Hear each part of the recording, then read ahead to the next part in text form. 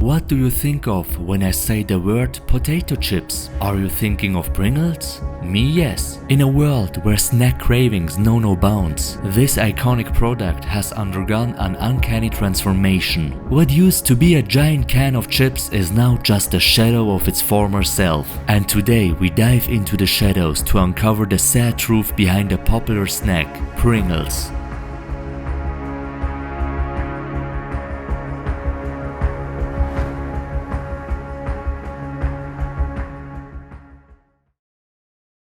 In a world dominated by corporate greed and where consumers are often the victims of manipulation and deception, something new and delicious has emerged: Pringles. It all started in the late 1960s at a company called Procter & Gamble, when a genius chemist and food scientist named Alexander Liepa came up with the idea for the Pringles flavor and packaging. But it didn't exactly work that way. Even before Liepa finished the product, a chemist named Frederick J. Bauer designed the chip's iconic shape. However, because he could never optimize the taste, his attempts were discontinued. Later, Alexander Liepa optimized the taste. When the patent was filed for Pringles, Fred Bauer was left out and Alexander Liepa received the credit. I told you, this is a world ruled by greed.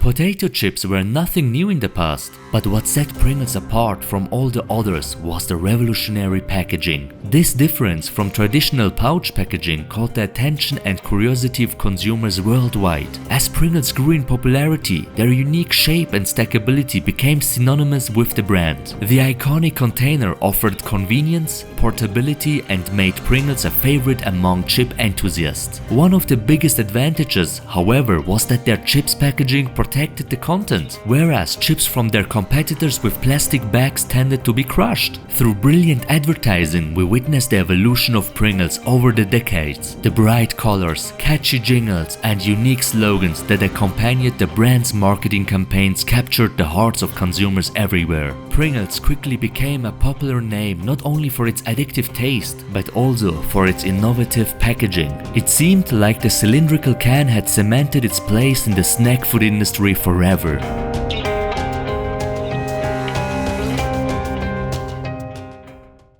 You know how inflation works. Everything is getting more expensive. You can't do anything about it and your wages can hardly keep up. Nowadays, you pay a multiple of what you used to pay for the same product. Over time, the big corporations figured out how to make even more money other than just keep raising prices. You may have noticed in common grocery products, everything gets smaller or has less content over time. This is no coincidence. To combat inflation, companies raise prices or scale down their products so much that costs go down. The bottom line is that you, the loyal, hardworking citizens, are getting less and less for the same money over time. Yeah, what a great system we have.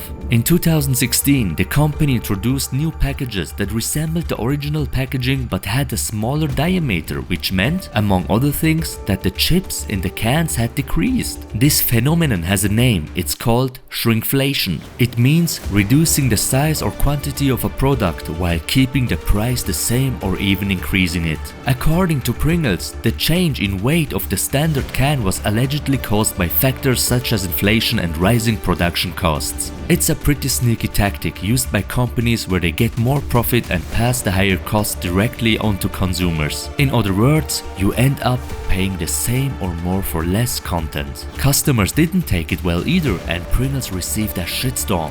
The price increased by 30 cents per 100 gram of content in 2016, but it got even worse. Pringles announced that from January 2022, the 200 gram Pringles could be replaced with a smaller 165 gram can. While Pringles presents the change as a necessary adjustment to combat rising costs, I wonder if the noticeable reduction in product size is really justified. I believe that the company's profit margins and shareholder interests could also play a role in this decision. To make more money as a business, you either have to sell more or ask for more money. A company that doesn't make more money next year is a very unpopular company. The biggest problem is not that everything is getting more expensive, but the tactics behind it.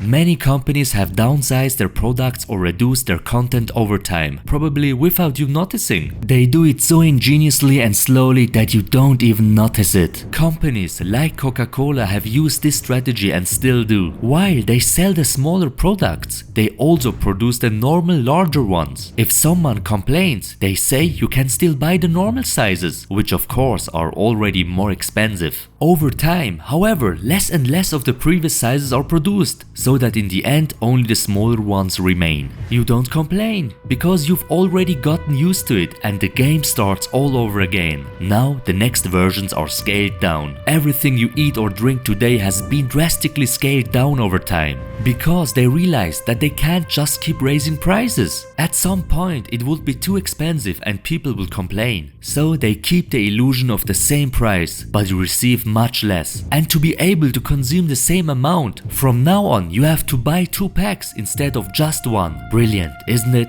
And you know what? The small packs are not linear in terms of content compared to the large ones. This means that if something contains half as much, it is not half the price. As example, the 5.5 ounce, which is 155 grams, costs $2.49, while the much smaller 2.3 ounce or 65 grams Pringles costs $1.69. So in reality, you pay 60% more per ounce if you buy the smaller package. That's crazy. And oh wait, they did it again, now from 5.5 ounce to 5.2 ounce for the same price. The sad truth is that especially since 2022, products have been getting smaller, prices are increasing or even both. It's the same old story as always, inflation is to blame. Although this bittersweet excuse is often used to make it clear that it's not the company's fault, I personally think that the most important factor behind such strategies is greed. Ultimately, a company wants to make more money over time, and for many products that have already expanded around the world, there isn't much growth left. So let me ask you one thing, what would you do to make more money? If you can't sell more of it, you just sell it again and again, but this time more expensive.